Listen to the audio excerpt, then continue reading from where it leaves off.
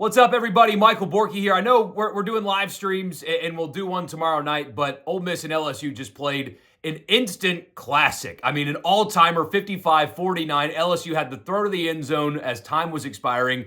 A classic football game, well over 1,000 yards worth of offense combined between the two teams. So figured I'd give you like an instant reaction post-game commentary for Ole Miss's win over LSU. Please like the video, subscribe to the channel, all that good stuff. We will be live tonight by the time most of you are watching this. Sunday night we'll be live, 8 o'clock Sunday to recap the weekend in the live chat, and of course the radio show every day, Monday through Friday. But for now, let's talk Ole Miss and LSU. Again, please like the video, subscribe, and all that good stuff. Let's start with Lane Kiffin, because after the way that Ole Miss played at Alabama, there were questions about Lane Kiffin. The end of the 2022 season, well documented, didn't go particularly well. They kind of free-falled at the end of last season, and then they struggle with Tulane, struggle a little bit early with Georgia Tech, and then they go to Alabama and really struggle offensively in Tuscaloosa and lose that game when they didn't play particularly well. And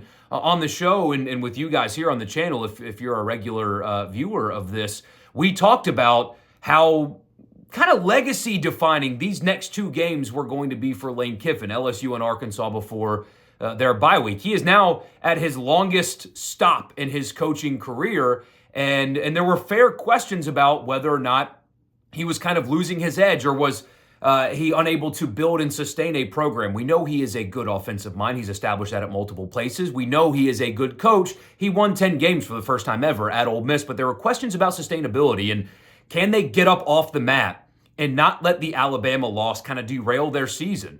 And they came out ready to play. That's kind of a cliche that I don't like using. They came out ready to play, but they were. I mean, the plan was really, really good from the jump for Ole Miss.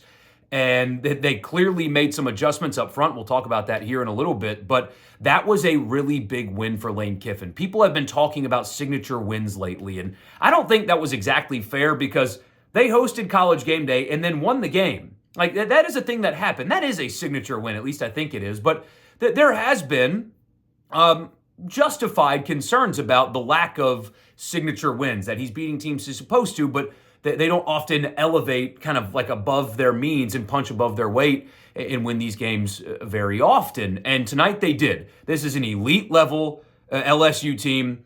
They were ranked where they were for a reason. Daniels is unbelievable. That offense is extremely talented. Well, it's the number 13 team in the country. That is a signature win.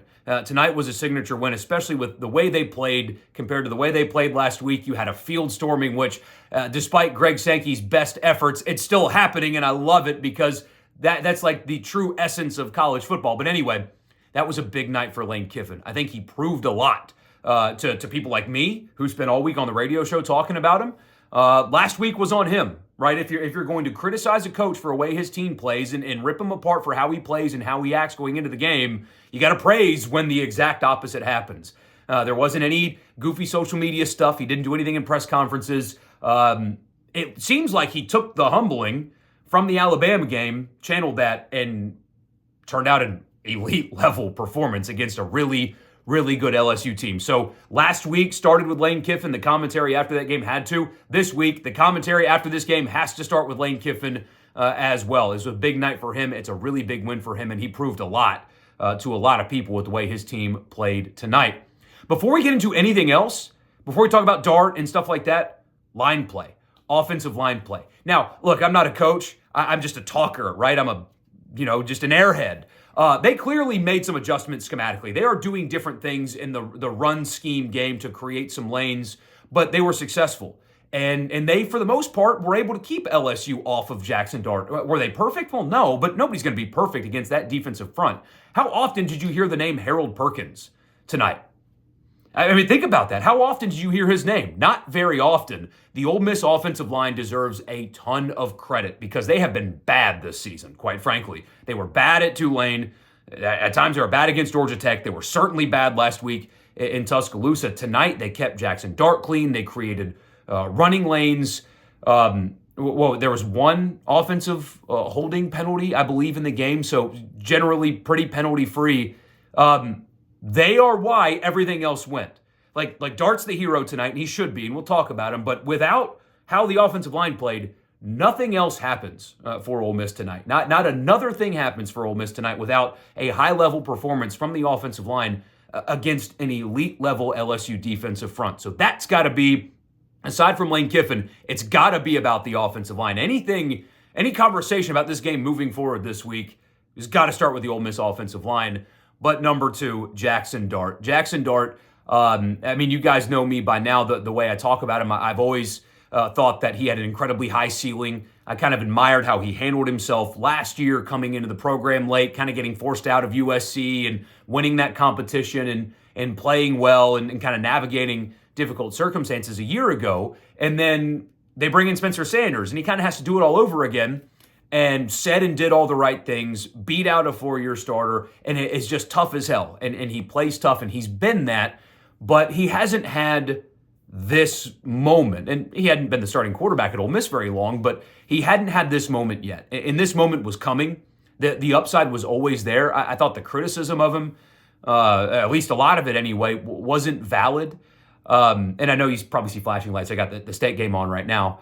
But the criticism has really not been valid, in my opinion. And now tonight he shuts everybody up. 26 of 39, 387, 4 touchdowns, no interceptions. Also ran for 48, and that is that. When I say he ran for 48, you probably just kind of blow that off as, oh, that wasn't great. He, when he had to be, was exceptional in the running game. You had that long first down conversion after a penalty where he leaped a guy. He had a rushing touchdown. Jackson Dart slander, no more. I will not accept that. I won't even entertain it. On the live stream tomorrow, it's not happening anymore. Jackson Dart is a high-level quarterback. He's had an incredibly high ceiling for a long time, and tonight he showed you that he truly has taken that step forward from high ceiling guy, not there yet. He was elite tonight. He was exceptional. He was elite. He didn't make mistakes. He was tough. He was physical. He made good throws. He was really good on that final touchdown drive that won the game. Jackson Dart was, as the kids say, Jackson Dart was him tonight, and no more slander. I'm not even entertaining it anymore. We even had people texting the radio show this week about, when do you go to Spencer Sanders? Dari Noka did it at halftime of the Georgia Tech game. No more. Dart was elite tonight, but so was Quinshon Judkins. Quinshon Judkins, 34 carries, 181 yards, and a touchdown.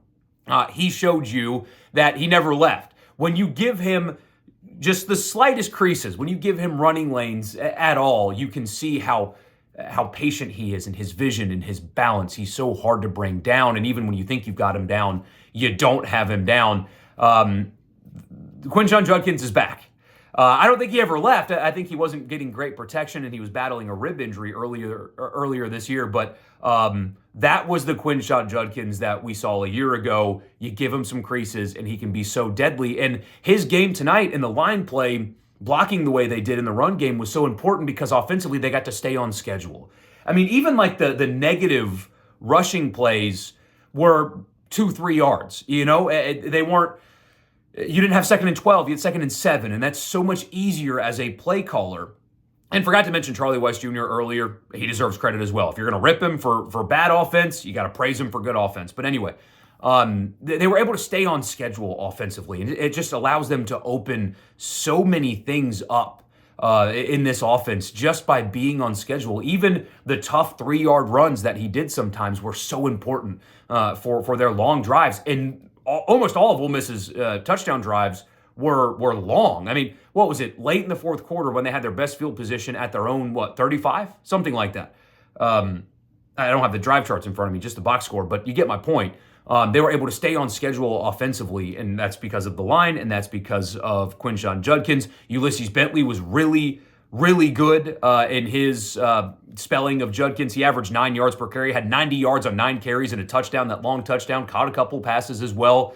It was a great night for the Ole Miss running game. Judkins, Bentley, Dart, the line, they've made adjustments schematically for sure, and they ran for 319 yards on that LSU defense.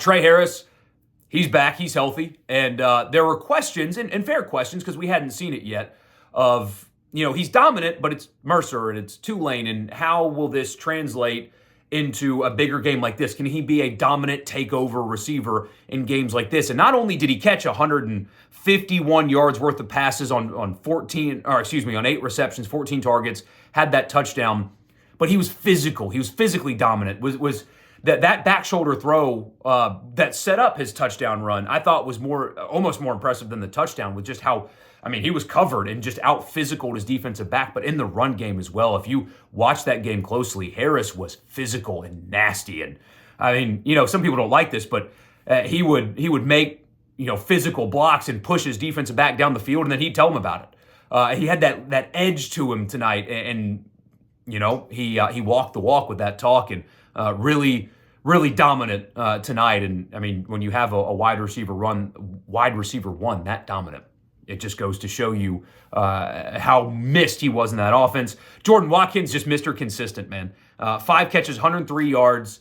That's 21 yards per reception. Had that touchdown. He's just so consistent. He's never going to dominate or take over a game, but he's very consistent, very reliable, and had a big night. Dayton Wade was also really good, 64 yards, had his touchdown as well. Caden Prieskorn was healthier, only had 3 catches. I say only, but they were important. 41 yards.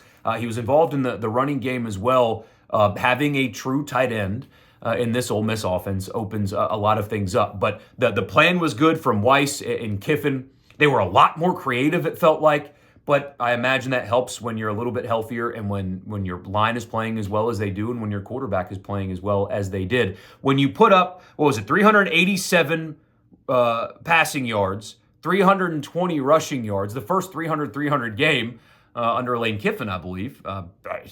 Probably in Ole Miss history, but certainly under Lane Kiffin.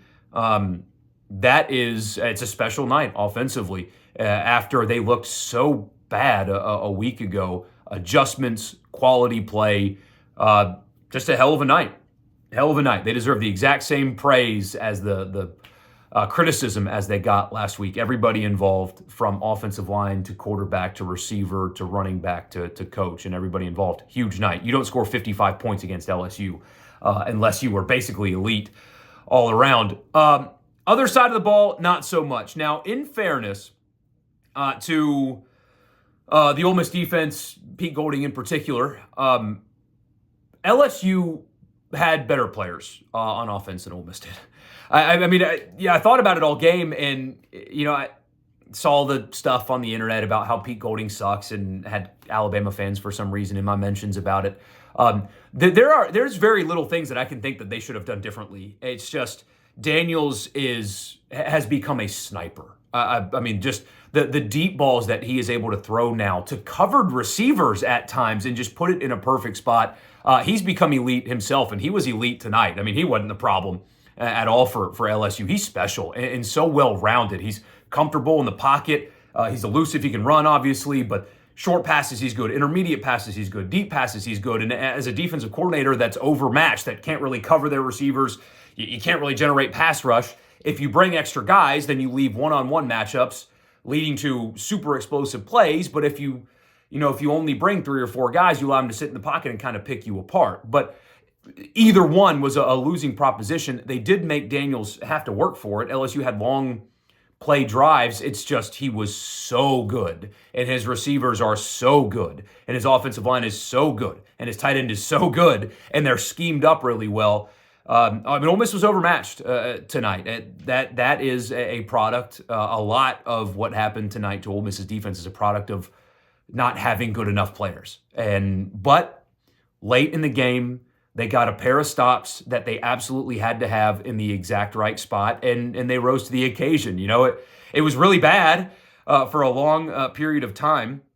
But let's see. I actually will pull the drive chart up. Fourth quarter, LSU's possessions, they had to punt in their first possession of the fourth quarter. They did have a touchdown in their second, but they had to punt again, and then the game ended. So they got the stop at the end of the game despite the horse collar penalty and all that. So in the fourth quarter, despite giving up over 400 passing yards, LSU was just dominating Ole Miss in this game. In the fourth quarter, they held LSU to a punt, touchdown, punt, end of game. They rose up when it mattered, even though it was really ugly. the majority of the game. So, hell of a night for Ole Miss, hell of a win. You guys enjoy it. I know you will. We'll do the live stream, of course, tomorrow night, 8 o'clock. I'll see you then. We'll actually get to talk to each other. And then, obviously, the radio show, Monday through Friday, every day on Sports Talk Mississippi. So, I'll see you guys then. Enjoy the rest of your night. Enjoy the win. Maybe we'll do more of these if this performs well. So, I'll talk to you guys tomorrow or tonight, depending on when you're watching this. And see you then.